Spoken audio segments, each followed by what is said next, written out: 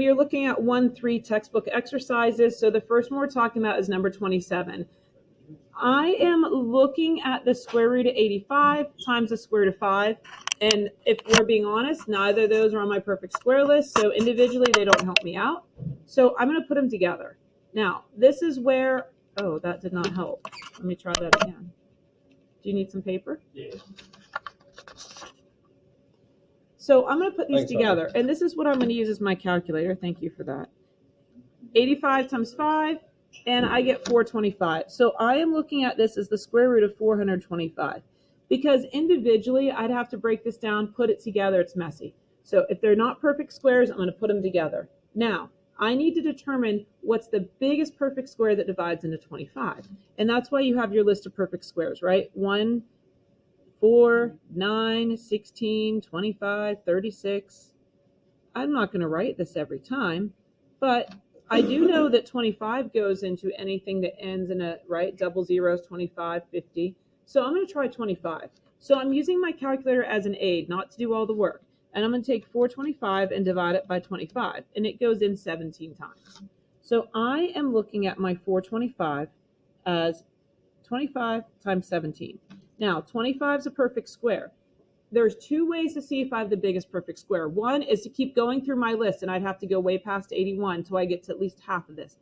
Or the way I like to look at it, I found a perfect square, and the other factor was 17. Guys, 17 is a prime number. It's only divisible by 1 in itself. So are there any other perfect squares that go into 17? No. So then I have the biggest perfect square. So I'm going to break this down, and I'm going to jump right to this. Square root of 25 times square root of 17. That's what I want to jump to, but where did I get that? I'm following the rule that if I rewrote this as 25 times 17, I can break them up. So 425 is the same as 25 times 17, and if I have multiplication underneath the root sign, I can give them each their own root. I started with individual numbers. I put them together, and you see that I rebroke it so I had a perfect square. Yes. So you started apart, put them together because they weren't perfect squares, and rebroke it with other factors. What is the square root of 25? 5. Keep the square root of 17. So 5 square root of 17, or 5 times the square root of 17. That is my answer. Okay. I hate to really go into that. I couldn't tell you that. All right, let's jump to number 13. Now, number 13 is different because you have a numerator and a denominator, and this negative is like a -1. It's going to hang out. The first thing I'm going to do before I jump in is see square root of 3 can't be broken down. Square root of 21 can't be broken down. But if I rewrote this as one big fraction, which I'm allowed to do, right? We have the rule. So I can rewrite this or break it down. 3 over 21 does reduce. What's it reduce to? 1/7. Do we agree? So I don't need to show this. I can go right to here and say, well, this divides by 3, and this divides by 3. And what I have left over is the square root of 1 over negative square root of 7. So I don't need to show this, but that's why I'm allowed to reduce, as long as they're both underneath roots. Okay, what is the square root of 1? 1. So anytime I can clean it up, I'm going to, and then I'm left with negative square root of 7. I have nothing else I can do to the numerator. I have no breakdowns for 7. Why can't I leave this answer? Yeah, I need to rationalize the denominator because it's a square root under there. I cannot leave a square root in the denominator. So in order to get rid of a square root, we multiply it by itself. We square it. So I'm going to leave the negative sign to hang out. I'm going to multiply by the square root of 7. If I do that to the bottom, I also do the same thing to the top. Again, something divided by itself is 1. Okay, my new denominator, final answer, -7. Where did I get that from? So I've got my negative, and then the 7 times 7 becomes a square root with a 49, and the square root of 49 is 7, and I kept my negative sign. My numerator is 1 times the square root of 7, so just square root of 7. I can drop the 1. That's all I can do. That is my answer. I'm double checking. There's nothing to reduce, and I cannot break down the 7. The square root cannot be reduced with the non-square root. So that was another example of rationalizing the denominator. Okay, look at number 31. I have 3 square roots of 27 over 2 square roots of 6. So I know that you do not have to do these two, but I'm asking you to add them on because this would have been the rest of it. Before I do anything, I have a couple options here. One option is 27 does break down. What's a perfect square that goes into 27?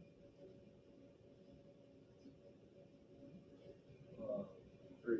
3 is not a perfect square, but 3 times 9. And 9's a perfect square, right? All right, so I could break this down. I can't break the 6 down. So honestly, before I do any breakdowns, I always try to reduce. The 3 and the 2 I'm stuck with. But instead of breaking down the 27, I'm going to reduce. What do they both divide by? Common factor? 3. 3 goes into here 9 times. 3 goes into here twice. So I really have the square root of 9 over the square root of 2. Okay. Now, the last thing I do is rationalize the denominator. So what else can I clean up?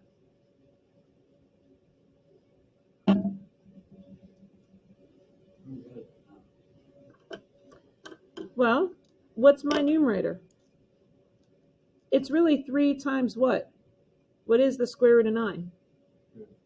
3. So my numerator ends up just being a 9. It's not because the 9 falls out, because it was 3 times 3. Now, my denominator is going to stay as 2 square root of 2. Okay.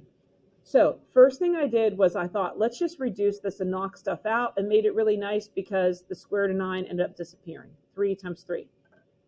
What I can't have is a square root of 2 in the denominator. So you're always going to do everything first. Now, what can I do with this? I have to rationalize it, right? The 2 is okay, the square root of 2 is not. So I'm going to multiply it by the square root of 2 and the square root of 2. Whatever I do the bottom, I do the top. I'm forcing the bottom to work. What is my new final denominator? Do you know? It would just be 4. Now, where the heck did he get that? If you clean this up, it's going to be 2, and then the square root of 2 times 2 is 4, right? 2 times 1 is 2. Square root of 2 times square root of 2, keep it, square root of 4. And that's really 2 times 2. There's your 4. My numerator is just 9 square root of 2 because I can't put them together. They're not underneath the root. Now, before I say I'm done, square root of 2 is as low as it goes, cannot break it apart. 9 and 4 don't reduce, so now I'm happy with my answer. Okay, I do have a question. I might have an answer. In the, So when we look at this problem, before I do anything, I'm going to see if I can reduce it. So I could try to break 132 down, but I'm going to see do 11 and 132 reduce. So I don't know what 132 divides by, but 11 only divides by 11. So 132 divided by 11 gives me 12. So I'm going to use that. I'm going to say 11 goes into here once, and 11 goes into here 12 times. So that's my first step.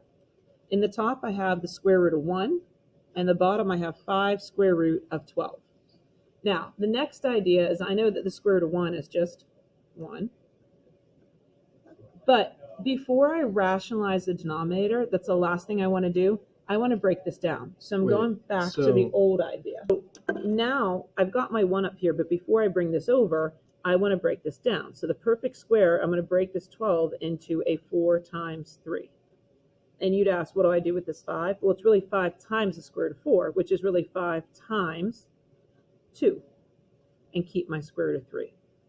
So my new denominator is 10 square root 3. So I've taken that 12. I'm basically reducing the root by taking out that 4, which is a perfect square, and taking the square root of it. Now that I have that, now I'm going to rationalize it. The 10 is fine, but it's the square root of 3 that I need to square. I need to get rid of it by multiplying it by itself. What we do the bottom, we do the top. So my top simplifies to just 1 square root of 3, or the square root of 3. It's like having a 1x or an x. And the bottom, in the end, becomes 30. So where did I get that from? This is really 10 times the square root of 3 times 3 is 9. It's really 10 times 3. There's my 30. The other thing you could have looked at this is 10 and the square root of 3 squared. Square and square root cancel. 10 times 3 is 30. Before I'm done, there's nothing to reduce with the 30. There's nothing to break out of your root. And the 3 has a root, and that doesn't. So you cannot reduce them. They're different pieces.